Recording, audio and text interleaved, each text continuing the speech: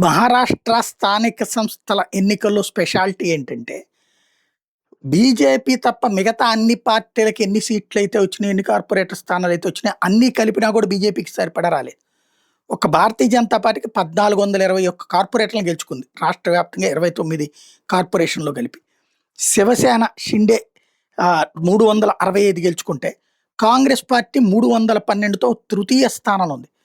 ఉద్ధవ్ థాకరే శివసేన 4గో స్థానంలో 162తో సరిపెట్టుకుంది.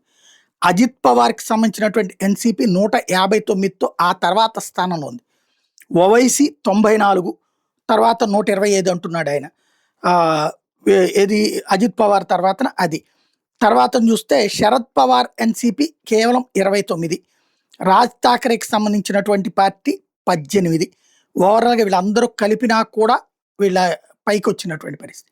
ఓవరాల్‌గా ఆహ్, త్రిబుల్ ఇంజిన్ సర్కార్ అవుతుందక్కడ. కేంద్రము, రాష్ట్రము, స్థానిక సంస్థలు అన్నిట్లో గూడా ప్రజలు బీజేపీకి పూర్తి స్వేచ్ఛనిచ్చారక్కడ.